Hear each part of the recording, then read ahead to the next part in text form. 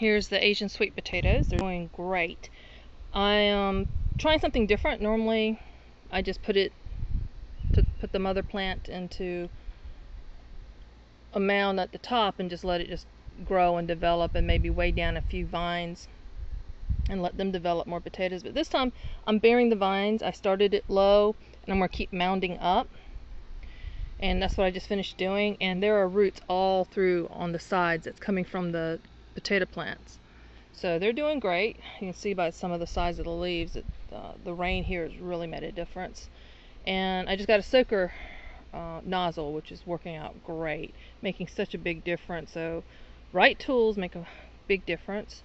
And at the end of the season, I'll see if the extra work, instead of just letting it be, and keeping in mind that that one got a little later start than these two. And these are red potatoes, so I've been just putting more dirt in it when I get a chance to. It's no proper schedule or anything. They're doing well, and I just water it with the rest of it. And here's my herbs. I did the video about transplanting these because there were 4 in one container, and I didn't really realize that, and now I need to pay attention to that in the future because it really got crowded in that one bucket. So they're still recovering from that. I did that yesterday. And I also transplanted that out of one of the buckets, and it's not showing any trauma with the move. So they're getting crowded. I thought I could do 3 in there, but that's not going to work. The figs, it's like this one. I thought this one had died, but it looks like this part will get cut off, but they're doing really well. Let's see, got nice little leaves on that. This one's coming out nicely, and several more are leafing out nicely. Now this has been a little over a week since I cut it off of that plant and just stuck it in there. Been watering it. I didn't even lose the bottom leaves. I thought I was going to lose that, but I think it's going to root actually. And that was, touching the dirt, but now it's all perked up. I'm sure it's rooted, and it's doing well and created a whole nother plant. So sometimes if you just buy the one tomato plant and it looks to be too much in the pot, overgrown for the pot, late season, whatever, you didn't buy it on time, or just left over because it didn't look great, you can always bury it deeper if it's leggy, or take some of the suckers, and plant them for additional plants. So these are all the volunteers that we got at my daughter's place. Found one tomato hornworm, which went in the bucket for the chickens. Yeah, kind of gross, but neat to watch the chickens eat. But they're getting lots of tomatoes here, so I'm real excited. They kind of look like Romas, I'm not sure. So the tomatoes are doing great. These are the ones from the old place. They're doing really well. They're really thriving, starting to put out some more fruit. And these are the ones from the store that I bought this year. I thought I killed that last comfrey, but it's making a nice comeback after being repotted. And the chestnut trees are all doing really, really well. I lost the 2, the one that I planted and that one over there. And the fig tree over here is doing real well, so in another few years I won't be able to put pots over here. They won't get any sun. I bought some of the crowns, strawberry crowns, roots, and I put them in there. So even though it's late in the season, I just wanted to get more started. Now these are the cuttings I took off of the apple trees, the Pink Lady apples that we had. And I had them in a jar with some rooting hormone. There was no sign of roots developing, and this may just be a total fail, but I just couldn't throw it away. And they were cut off more than a week ago, and you can see they're still green and viable. I don't know how they're thriving, but I went ahead and potted them just to give them a chance. Now these are heritage rose. They were actually from the root ball of a different rose plant that was grafted to the top that I bought it for that rose plant, but when that top died, the roots continued and produced a totally different flower, and it's doing really great at the old property. So these buckets, I hadn't drilled the holes in them yet. I put some rooting hormone onto them, which they may not have needed, but I thought I'd do that. Now, I'm kind of new to this, and I didn't do the research, and y'all may already know and be laughing at this. So, there were some really serious looking stalks coming out of that plant. So I took cuttings from them. This one's fallen over. And then these two were actually more normal looking, but this is all from the same plant. I'm still learning how the different stages of development for things, so it's kind of neat. But I'll drill some holes in there tomorrow. I'm going to let them stay rooted like this. And I'm doing this for another reason too, because I'm finding so many grub worms and centipedes, which is great for the chickens, but not so thrilled for the plants. I went ahead and put the manure, the compost, in, and you can see on some of these, like this one has a lot of centipedes in it, and there are probably some grub worms in there too. So I'm basically drowning them and letting it soak before I drill the holes and let it drain before I put more plants into these.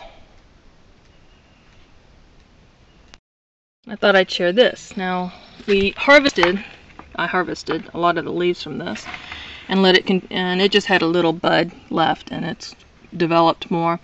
I didn't water it for a couple of days, and we didn't have any rain, and it had just flopped over. It was laying in that bucket. So watered it, and we had rain, and now it's perked right back up, and the leaves are getting bigger. So I know a lot of times people just come and just cut it off, and that's their harvest, and that's the end of the plant, unless it starts growing some more from the center and it's starting all over. In this case, if you just want big leaves, I used them for lettuce wraps. So that turned out real nice, and these are still a little too small for the way I like wraps. And here's the witch hazels. I hadn't done anything with them video wise in a while. They're doing really well. They're developing these big leaves. I don't know what the difference in coloring, if it means anything, but that's happening over there and not over here. I've not found any more witch's hat aphids. I found one since that first initial time when I cleaned it out. But the leaves that I damaged to remove the aphids are doing fine. So the plant's doing really well. That's from using that regular hose nozzle over here versus the new soaker hose that I've got. So soaker nozzle. So getting the right tools makes a big difference. I will be harvesting this soon. Now this one I will be cutting off with scissors, coming in here and just cutting them off and thinning this out and letting some of them grow bigger. It's a mix of different lettuces. And I think if you don't have a garden, a container, doing this and a tomato plant for your salads is the way to go. The orchard's coming along nicely. This is one of the apple trees. What's that? Oops. So, don't need any more beetles. I'm not sure if that's what the grub worms are coming from or what. This bucket right here, my husband got me a nice soaker nozzle that won't do a pressure wash on the dirt or the plants, doesn't harm the plants. I'm able to really load these buckets up real fast. And these two were loaded with grub worms. So this one had dozens, this one had a few. I exposed some of the roots. I need to put some more compost in here, but I got the grub worms and gave it to the chickens yesterday. So they've been having a good time with that. But these I didn't soak, so I didn't destroy the eggs or any of the small larvae when they first started.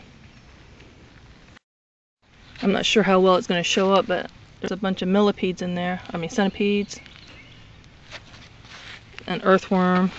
Sorry to lose that, but I'll come in here and drill a hole and let them drain and water the various trees that they're attached with, to get all that compost tea into the soil, so it's not just wasted. But I'm going to use these to transplant these kiwis into. I'd like a permanent spot, but for now, this is what I'll have to do. I was thinking about something over here where I've got the cucumbers right now. The plan is to make an arbor over here with the 16-foot cattle panels and some fence posts, and maybe put a bench in here. But I've been harvesting blackberries. There should be some more right, but they're just all over the place over here. So you can see a little bit there. It was still green the other day when I picked. And I'm still trying to identify this tree. And it does have some fruit on it. And that's how. And it's very, very bitter. Not sour, bitter. There's a difference. And these are all oozing what must be whatever sweetness they had. But if you know what they are, let me know. And I'm going to give up on this one. Where I needed to transplant it anyway, couldn't stay here after realizing how it would take over this area and squash all the orchard trees here. So they need a good minimum of 30 feet radius from any other producing tree. But there's my garden. And so many projects when I look at it, and I just need to just let it go and get it done as I can do it. I am definitely going to go year-round this year. And from now on, that's my plan, is to go year-round, growing whatever I can grow here, because our winters are fairly mild. So garlic, onions, some of the greens like collards, turnip greens, turnips can be grown during the harsher months, the colder months.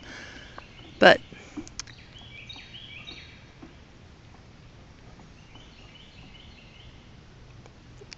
just got to plan things better and get out here. But next month things are going to get crazy for me.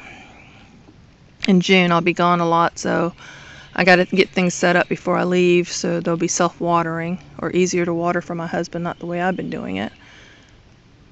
So always change. That's one thing we can count on. And here's the only auntie tree that I've got planted so far. I got 2 more that I want to plant, probably down that way or on the next terrace. But I thought I was going to lose it. You see how the leaves were browning, but it's making nice new growth. Just getting the water penetrating this layer of clay that I've got, it's part of the problem here, because the previous owner just layered clay on the terraces to make them, instead of just one big slope, he did levels. So I still got buckets down there I need to move up here. They're just weeds. A lot of amaranth is growing in the horse manure volunteering. And got stuff I need to make a trellis or something for the grapes to grow. I'm not sure if this is a wild variety or something that the previous owner put, but he had something of a wire trellis thing going. I didn't put that fence post that's in there. He did, so I thought I'd add to that and keep that going for him. Or us, actually, for us. And this tree's doing great. Look at that. It's putting out even more. Beautiful. I'll put a picture of the chestnut trees at the other property, and they are just blooming.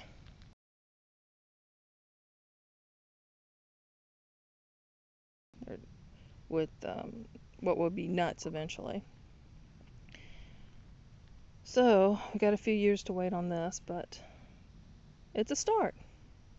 And I think I mentioned in another video, if someone asks you, or the question is, when's the best time to plant a tree? The answer is 10 years ago. The second best time is right now. And it's making me want to go ahead and order the other trees that I want to get now. But with me going out of town so much next month, I better not. I better do that after all my traveling, so I know I'll be around to water them, so that I don't lose any of those trees. And then I'm still trying to kill off this poison ivy here. Big old root system here.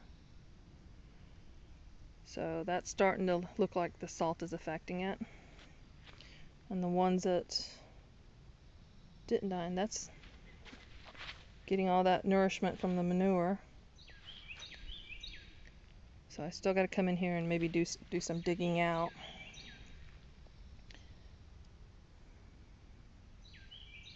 So that's this week's update.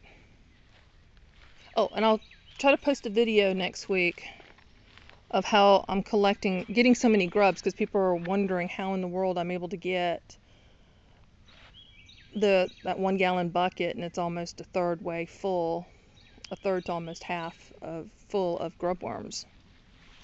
But when you see what's happening over here, it's been too easy finding all the grub worms. So, thanks for watching.